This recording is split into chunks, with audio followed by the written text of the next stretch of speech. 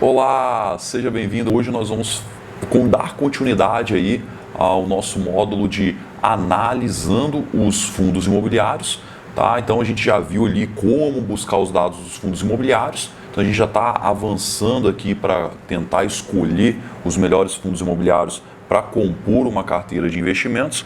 E agora é interessante também a gente conhecer os melhores setores para investir.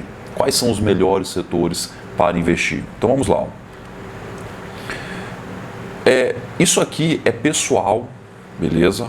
Não tem certo ou errado. É importante a gente ler sobre todos os segmentos, ok? Aqui está escrito setores, mas o mais correto seria segmentos. Todos os segmentos de fundos imobiliários e a gente conseguir ter uma afinidade, entender que esse é melhor, aquele é pior para mim, beleza? Então é importante a gente entender. Eu vou trazer essa ideia e vou trazer algumas justificativas que talvez faz muito sentido para você. Mas dependendo do que você está buscando, pode ser que a sua visão seja um pouco diferente, né? Então, por exemplo, tem gente que não investe em fundos imobiliários, tá? Investidores grandes que não, fundos imobiliários. Eu só invisto em ações. Tem muita gente que é assim. Tem outras pessoas que só investem em fundos imobiliários. Então veja, é perfil de investidor. Tem pessoas que não investem em renda variável, somente em renda fixa. Outros somente em renda variável, nada em renda fixa. Eu sou a favor de você ter um pouquinho de tudo, de você ter uma carteira de investimentos diversificada, tá? E aí, o que acontece aqui o que eu busco? Então a gente tem que entender, beleza, eu tenho uma carteira de investimentos diversificada.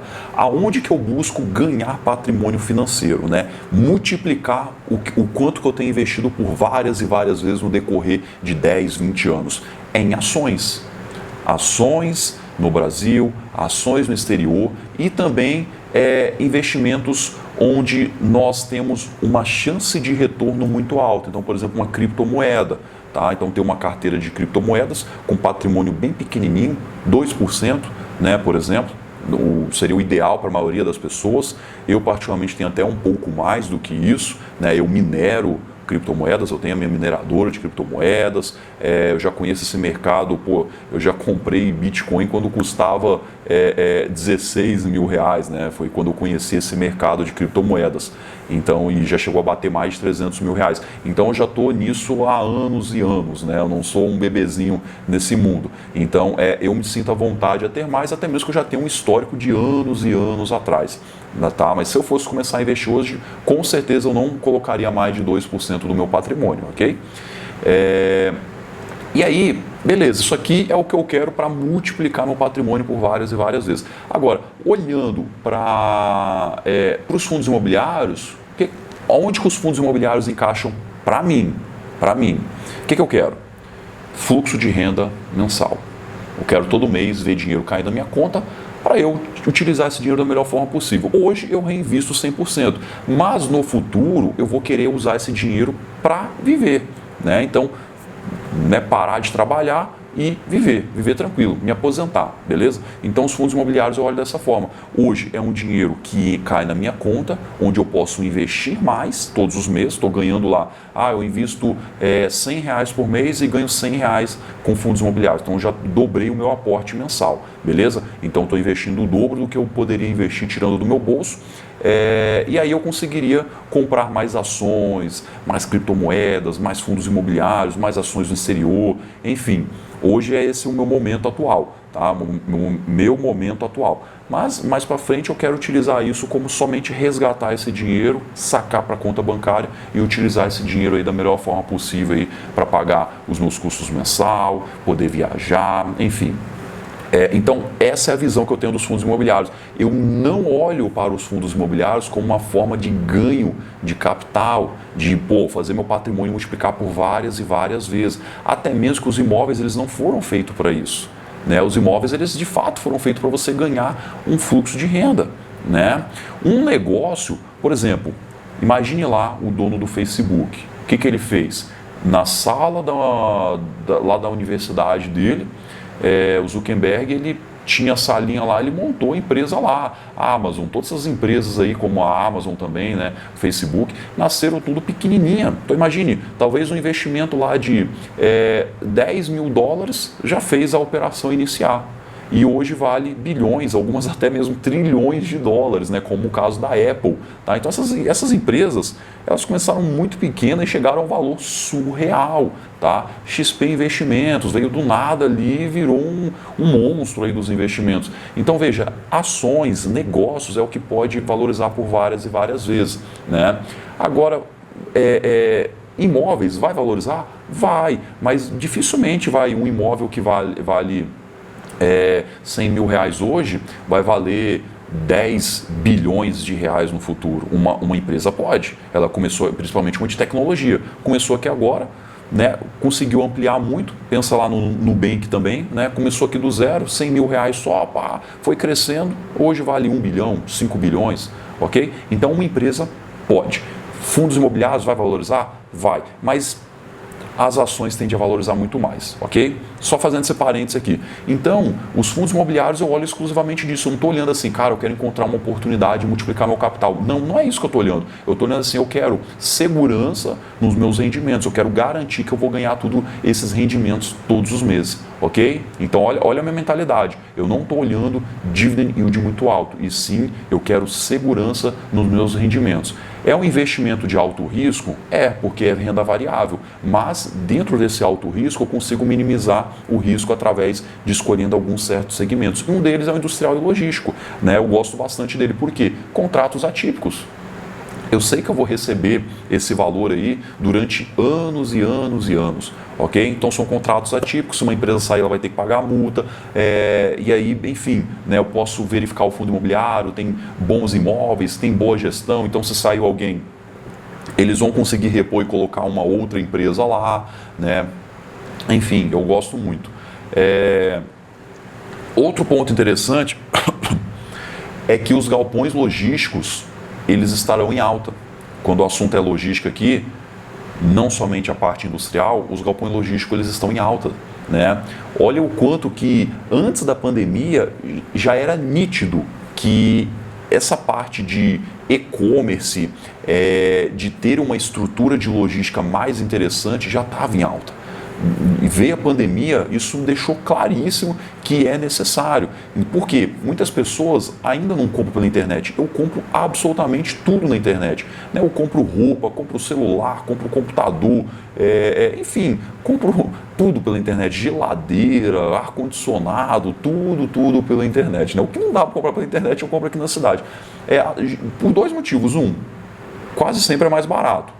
Eu não moro em um grande centro, né? Eu moro no interior. Né? Então, no interior você tem grandes lojas. Né? Então, por exemplo, aqui tem Casas Bahias, tem duas grandes lojas aqui que eu até esqueci, né? Que eu nem acho que eu nunca entrei nelas, né?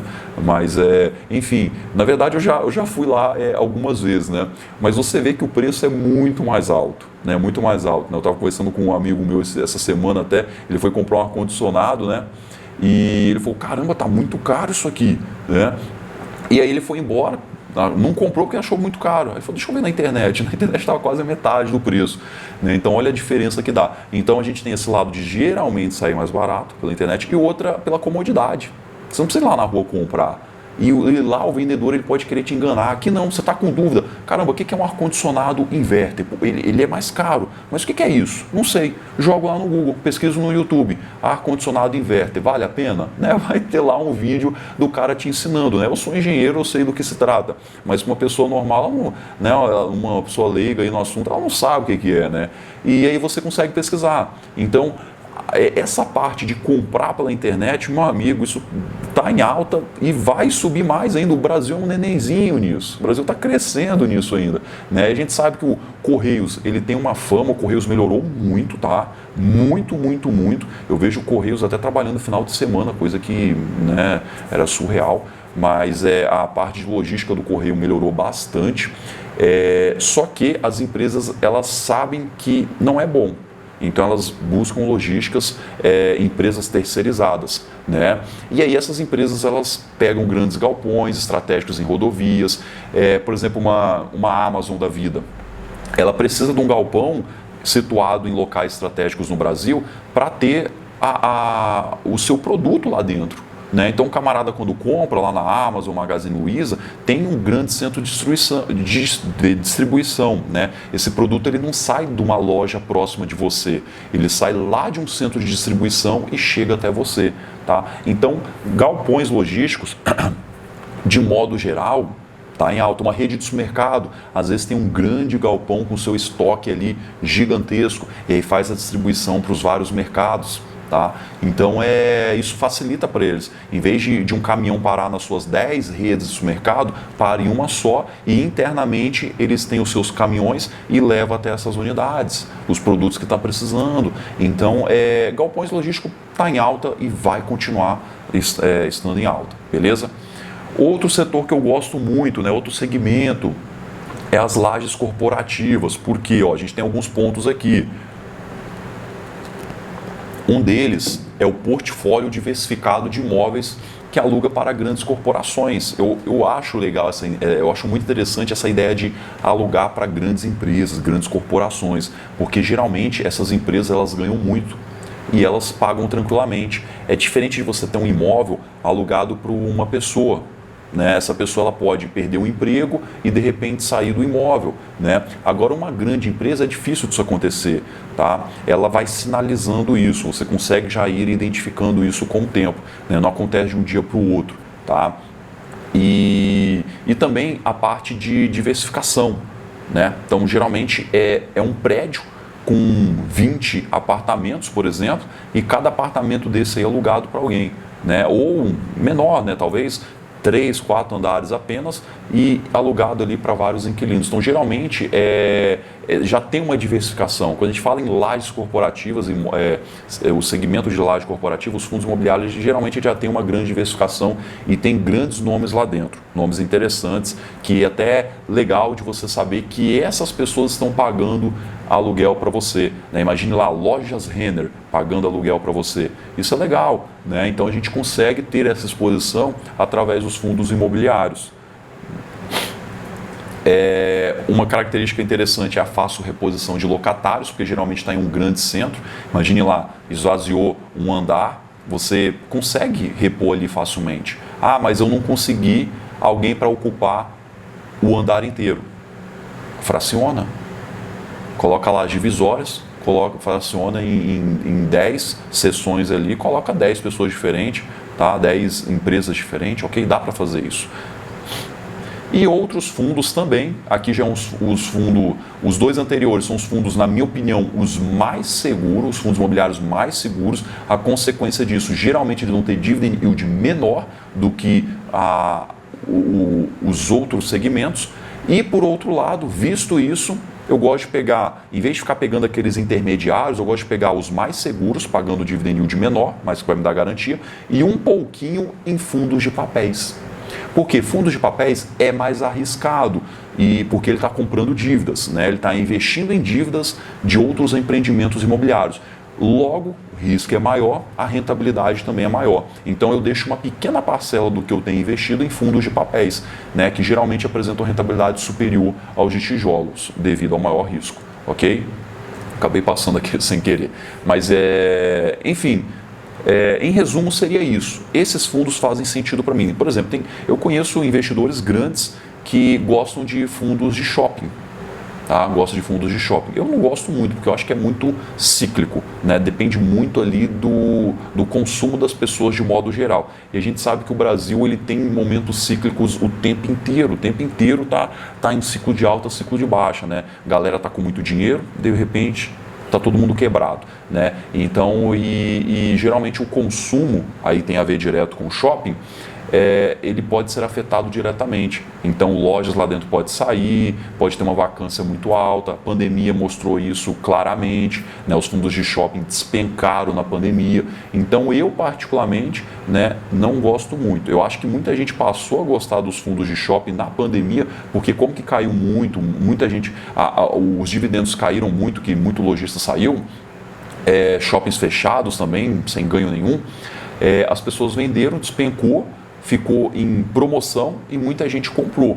Então acho que por isso que muita gente tem fundos de shopping hoje. Mas eu particularmente eu não gosto.